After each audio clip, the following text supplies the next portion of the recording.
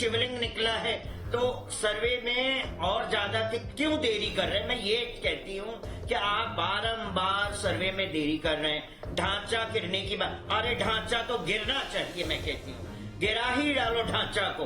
तथा कथित वो ढांचा है, उसका कोई महत्व नहीं है।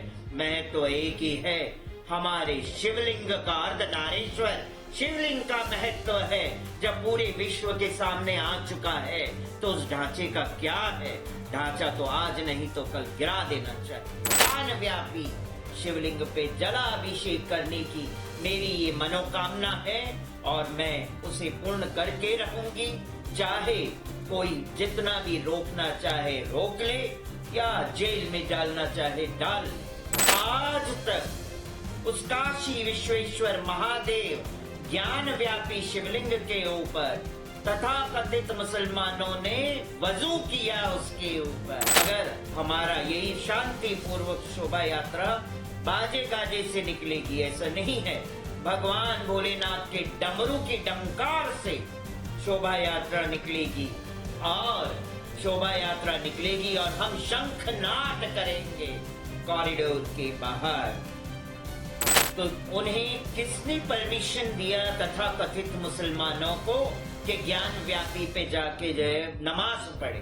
किस बात से डर रहे हैं? ऐसी क्या वजह है जो मुस्लिम कम्युनिटी इतना डर रही है कि ASI जो सर्वे हो रहा है, आर्कियोलॉजिकल टीम को सर्वे करने का आदेश भी दिया, फिर भी इन्होंने सुप्रीम कोर्ट में जाके याचिका डाली कि सर्वे को रोकने की मांग। तो ऐसा क्या डर है? मैं ये बात जानना चाहती हूँ उन कम्युनिटी से, मुस्लिम कम्युनिटी से, कि आपको ऐसा क्या डर है कि इसे रोकना चाहते हैं, आर्कियोलॉजिकल टीम के सर्वे को रोकना चाहते हैं। प्रण तो मेरा बारंबार यही रहेगा कि काशी विश्वेश्वर महादेव ज्ञान व्यापी शिवलिंग जो हमारे अर्धनारीश्वर है, हमेशा मैंने यही चाहा है कि मैं उनका जलाभिषेक करूं। इस वक्त भी अगर मैं काशी में आई हूं तो मैं यही प्रण लेकर आई हूं कि काशी विश्वेश्वर महादेव ज्ञान व्यापी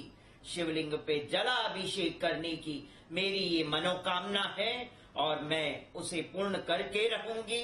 चाहे कोई जितना भी रोकना चाहे रोक ले या जेल में डालना चाहे डाल ले, क्योंकि किन्नर अर्धनारीश्वर का एक रूप है और अर्धनारीश्वर किन्नर को अगर पूजा नहीं करने दिया गया तो ये अफसोसजनक बात है कि आज तक उस काशी विश्वेश्वर महादेव ज्ञान व्यापी शिवलिंग के ऊपर तथा कथित मुसलमानों ने वजू किया उसके ऊपर, है ना? और आज एक अर्धनारीश्वर, कलयुग की अर्धनारीश्वर किन्नर महामंडलेश्वर अगर अपने शिवलिंग की पूजा करना चाहती है, ज्ञान व्यापी के अंदर शिवलिंग जो निकला है, हमारे भोले बाबा निकले हैं, अर्धनारीश्वर के दर्शन हुए हैं, तो उसमें पूजा करना चाहती है, तो आज हमें वो पूजा करने नहीं दिया जा रहा है। तो ये अफसोसजनक बात है। आज 1 वर्ष से ऊपर हुआ है, गए वर्ष भी हम आए तो हमें नहीं करने दिया, इस वर्ष भी हम आए हैं, प्रयास हमारा यही रहेगा। अगर नहीं तो हम रौद्र तांडव करेंगे। किस तरीके का प्रयोजन किया जाएगा? किस तरीके से आप वहां पे पहुंचेंगे और किस तरीके से? हमारा तो पूरा प्रयास प्रशासन के साथ मिलके है। हम नहीं चाहते हैं कि पुलिस प्रशासन और सरकार परेशान हो, मगर हमारा यही शांति पूर्वक शोभा यात्रा बाजे गाजे से निकलेगी, ऐसा नहीं है।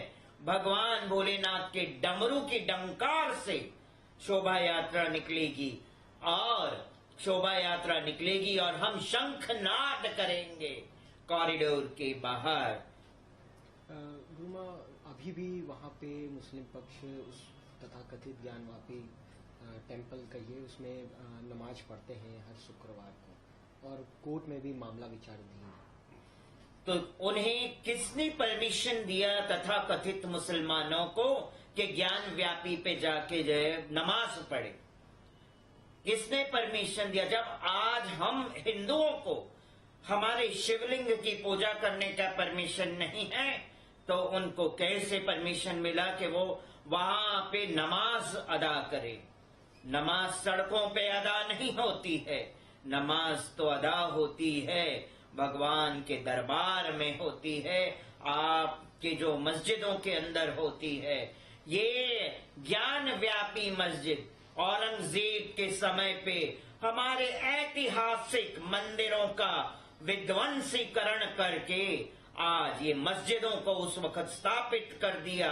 औरंगजेब के समय पे आज अवशेष उन मंदिरों के हमारे इसमें मिलते हैं।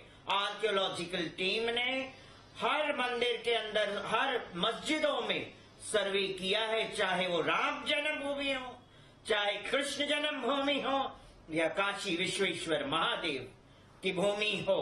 काशी विश्वेश्वर महादेव की भूमि पवित्र भूमि है, और इसमें अगर शिवलिंग निकले हैं तो हमारा कर्तव्य बनता है, मैं रौद्र रूप लूंगी अगर हमें जलाभिषेक नहीं करने दिया गया तो। मुसलमान लगातार वो शिवलिंग को फुआरा बता रहे हैं। क्योंकि मैं ये शब्द कहना नहीं चाहती हूँ, क्षमा चाहती हूँ, क्योंकि ऐसे मैं सारे मुसलमान कम्युनिटी को कभी उंगली नहीं दिखाऊंगी, क्योंकि 5 उंगलियां एक जैसी नहीं है। हम सबको एक कैटेगरी में नहीं डाल सकते हैं। ऐसे तथा कथित मुस्लिम्स जो है वो एक आसुरी बुद्धि के लोग हैं। पहले के जमाने में देवता और असुर होते थे, हम देवता हैं तो वो आसुरी बुद्धि वाले लोग हैं। वो ऐसे ही कहेंगे कि ये शिवलिंग नहीं है, ये तो फव्वारा है।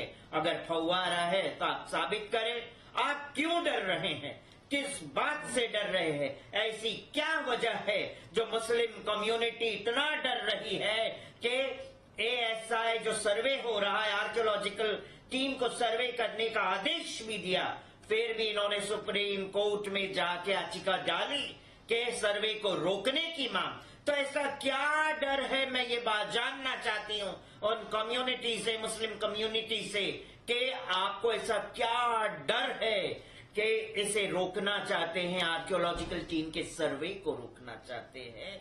आप जवाब दें। आपको सब पता है कि ज्ञान व्यापी में भगवान शिव के अवशेष है, चाहे उसका तहखाना क्यों ना हो, उसके अंदर भी अवशेष है। अगर वो निकल गया तो सारी की सारी असलियत पूरे विश्व के सामने आ जाएगी। ये डर सता रहा है उनको। तो आप, अगर सत्य है तो आपको डर नहीं होना चाहिए, आपको कहना चाहिए सर्वे होने दीजिए। हम आज कहते हैं अगर मस्जिद आपका है तो आप ले लीजिए मस्जिद, मगर अगर उस मस्जिद के अंदर अवशेष निकले हैं, सनातन संस्कृति के अवशेष निकले हैं, सनातन धरोहर के अवशेष निकले हैं, तो हम वो लेके रहेंगे, चाहे हमारे प्राण क्यों न चले जाए उसके लिए। लगातार वो लोग कह रहे हैं कि एएसआई सर्वे होगा तो ढांचा गिर जाएगा, ढांचा को नुकसान होगा। ये तो कहने की बातें हैं, कैसे ढांचा गिर जाएगा एएसआई सर्वे से? और वैसे भी शिवलिंग निकला है तो सर्वे में और ज्यादा क्यों देरी कर रहे हैं? मैं ये कहती हूँ कि आप बारंबार सर्वे में देरी कर रहे हैं। ढांचा गिरने की बात, अरे ढांचा तो गिरना चाहिए, मैं कहती हूँ गिरा ही डालो ढांचा को। तथा कथित वो ढांचा है, उसका कोई महत्व नहीं है। महत्व एक ही है, हमारे शिवलिंग का, अर्धनारेश्वर शिवलिंग का महत्व है। जब पूरे विश्व के सामने आ चुका है तो उस ढांचे का क्या है? ढांचा तो आज नहीं तो कल गिरा देना चाहिए। मैं तो लगातार वो लोग कह रहे हैं अपनी दलील, वो लोग हाईकोर्ट में भी दिए, सुप्रीम कोर्ट में दिए और बनारस जिला जज के यहाँ भी दिए कि औरंगजेब क्रूएल नहीं है, उसने मंदिर नहीं तोड़ा। तो औरंगजेब अगर क्रूएल नहीं है तो फिर ये मस्जिद मंदिर के ऊपर किसने बनाया? ये जवाब दे। मुस्लिम पक्ष को ये जवाब देना चाहिए, औरंगजेब क्रूएल नहीं है तो राम जन्मभूमि का जो मस्जिद है, बाबरी मस्जिद कहते हैं ना, उसे बाबरी मस्जिद कहते थे, तथाकथित बाबरी मस्जिद, तो वहां बाबरी मस्जिद किसने बनाया? राम जन्मभूमि, राम जी के मंदिर को तोड़ के बाबरी मस्जिद किसने बनाया? कृष्ण जन्मभूमि पे मस्जिद कैसे बन गया? क्या आज से 5000 वर्ष पहले ये सब था? हमारे सिर्फ मंदिर ही मंदिर थे, मस्जिद का तो नामो निशान नहीं था। तभी उल्लेख है, शास्त्रों में भी उल्लेख है, हर जगह उल्लेख है। और स्वयं मुस्लिम कम्युनिटी के कुछ लोग तो स्वयं कहते हैं कि हम लोग तो पहले ठाकुर थे, ये तो बाद में कन्वर्ट हुए हैं सर। तो आप जो गंगा जल से जलाभिषेक करने वाली हैं, वो कहाँ का जल है, किस तरीके से उसको लेके? मैं अपने साथ वृंदावन से यमुना जी का जल लेकर आई हूं, और मेरा मन है कि ये यमुना जी का जल और गंगा जी का जल लेके ज्ञान व्यापी शिवलिंग के ऊपर ये अर्धनारेश्वर अपने अर्धनारेश्वर पे जल चढ़ाना चाहती है। मैं अपने हाथ जोड़ के सारे प्रशासन से ये एक अर्धनारेश्वर यही मांग करती है, विनती करती है बारंबार कि एक बार ज्ञान व्यापी शिवलिंग पे मुझे जल चढ़ाने की अनुमति दी जाए, पूजा अर्चना करने की अनुमति दी जाए। मैं यमुना जी का जल लेकर आई हूं वृंदावन से कि काशी विश्वेश्वर महादेव ज्ञान व्यापी शिवलिंग को मुक्त करना चाहती हूं, और यहां से गंगा जी का जल लेके कृष्ण जन्मभूमि तथाकथित मस्जिद जो जहां बना है जन्मभूमि पे, वहां पे हमारे असली जन्मभूमि को मैं मुक्त करना चाहती हूँ, शुद्ध करना चाहती हूँ गंगा जी के जल से। आप ये घोषणा करती हैं कि अब यहाँ से उसके बाद मथुरा की बारी है? हाँ, अब काशी विश्वेश्वर महादेव ज्ञान व्यापी शिवलिंग के बाद हमारी अब मथुरा की बारी है, और मथुरा कृष्ण जन्मभूमि पे मैं जल चढ़ाऊंगी, अपने हाथों से चढ़ाऊंगी, क्योंकि कृष्ण मेरे आराध्य है, कृष्ण मेरे सखा है, कृष्ण मेरे पति है, मारो आत्मा को स्वामी है। ऐरी मैं तो प्रेम दीवानी, मारो दर्द ना जाने कोई, जाने तो जाने मारो गिरधर गोपाल, दूसरो न कोई।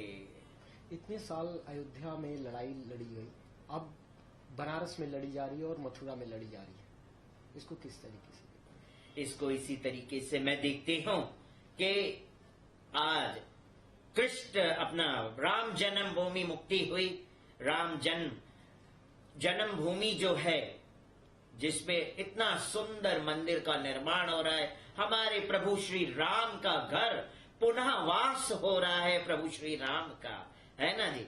इसी तरह से काशी में भी काशी विश्वेश्वर महादेव ज्ञान व्यापी शिवलिंग का पुनः उनके दरबार का निर्माण हो, अर्धनारेश्वर ज्ञान व्यापी शिवलिंग का घर का पुनः निर्माण हो, और ऐसे ही कृष्ण जन्मभूमि जो है उनका भी पुनः निर्माण हो, और पुनः हमारे कृष्ण जन्मभूमि की भी मुक्ति हो। आज मुझे बड़ा कभी कभी अफसोस लगता है कि ये मुसलमान जो हैं, तथा कथित मुस्लिम जो है, ये ज्ञान व्यापी पे वजू करते आए हैं इतने वर्षों तक, और आज जब पता चला है कि हमारे शिव शंभु भोलेनाथ अर्धनारेश्वर ज्ञान व्यापी शिवलिंग वहां पे प्रकट हो चुके हैं, सबके सामने आ चुका है, तो आज हमें पूजा नहीं करने दी जा रही और उन्हें कारागृह में बंद कर दिया। आज चारों ओर बैरिगेटिंग लगा के, बोलते ना भगवान शिव शंकर भी आज जेल के अंदर रह रहे हैं, और मैं चाहती हूँ प्रशासन से हाथ जोड़ के विनती करती हूँ कि उस जेल से मुक्ति दी जाए। अब हमारे भोलेनाथ अर्धनारेश्वर शिवलिंग को मुक्त करने आई हूँ, जलाभिषेक करने आई। एक आखिरी सवाल, अयोध्या में जो लड़ाई लड़ी गई, काफी आंदोलन हुआ, क्या वही आंदोलन यहाँ पे काशी और मथुरा में होगा? क्या मैसेज रहेगा एक मुसलमानों के लिए कि वो अयोध्या वाला सीन दोबारा यहाँ? मुझे नहीं लगता है कि यहाँ अयोध्या वाला कोई सीन होगा, क्योंकि इस वक्त जो सरकार है हमारी, है ना, आदरणीय नरेंद्र मोदी जी, बीजेपी की सरकार है, और बीजेपी की सरकार सनातन धर्म सनातन संस्कृति के लिए भी कार्य कर रही है, और ऐसा नहीं है कि मुस्लिम पक्ष के लिए भी नहीं कार्य कर रही, उनके भी उत्थान के लिए कार्य कर रही हैं। हमारे बीजेपी सरकार, हमारे आदरणीय नरेंद्र मोदी, हमारे अमित शाह जी, है ना, जेपी नड्डा जी, तो सब मिलके एक अच्छा भारत, है ना, बनाने की पूर्ण प्रयास है, जिसमें हम सब एक होके मिलके रहे उसमें। तो ये बहुत अच्छा मैसेज पूरे विश्व में जाता है कि नहीं? तो मैं पहले जो राम जन्मभूमि की मुक्ति की बात थी, तभी हमारी बीजेपी सरकार नहीं थी, तभी कांग्रेस सरकार की राज्य था। इसके वजह से राम जन्मभूमि, जो राम जी का भूमि है, उसका पुनः आवास नहीं हो पाया था। बाबरी मस्जिद को कोई हिला नहीं पाया था, क्यों? कांग्रेस का राज्य था। कांग्रेस का राज्य मतलब मुस्लिम राज्य था उस वक्त, और कांग्रेस स्वयं चाहती थी भारत को मुस्लिम राष्ट्र घोषित करना चाहती थी। मगर आज आपके चैनलों के माध्यम से मैं यही कहूंगी, हमारे भारतवर्ष को हिंदू राष्ट्र घोषित होना बहुत जरूरी है। उसके लिए हमें आंदोलन करना पड़े, सड़कों पे निकलना पड़े, तो भी ये अर्धनारेश्वर स्वयं आंदोलन करने निकलेगी। करोड़ों की तादाद में लोग मेरे साथ जुड़े हुए हैं, मेरे अपना किन्नर समाज भी जुड़ा हुआ है।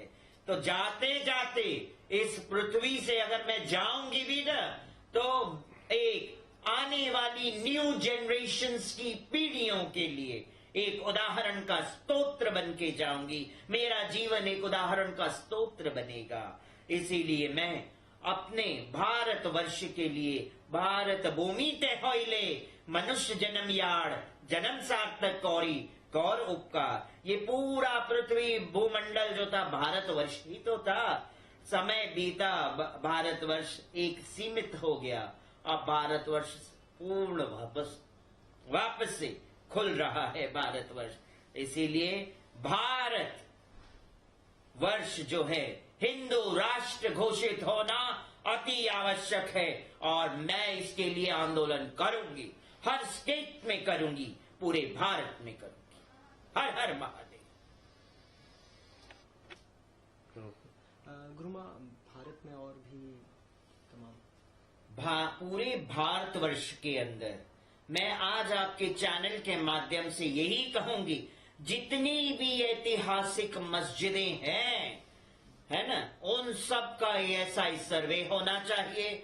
चाहे वो ज्ञान व्यापी हो, चाहे कृष्ण जन्मभूमि हो, चाहे अजमेर शरीफ दरगाह भी क्यों ना हो। हमें तो ऐसा लग रहा है अजमेर शरीफ दरगाह में भी कुछ न कुछ अवशेष छुपाए गए हैं। इसीलिए मैं आज इस चैनल के माध्यम से पूरी मांग करती हूं सरकार से कि अजमेर शरीफ में भी ASI सर्वे होना चाहिए, आर्कियोलॉजिकल टीम को भेजना चाहिए, और वहां पे जांच होनी जरूरी है। अगर जांच में हमारा अवशेष मिले सनातन संस्कृति के, तो वो हमारा है। अगर आपका मिला तो आपका है। मगर मुझे डाउट है, पूरी तरह से डाउट है कि वहां पे भी कुछ न कुछ छुपाया गया है।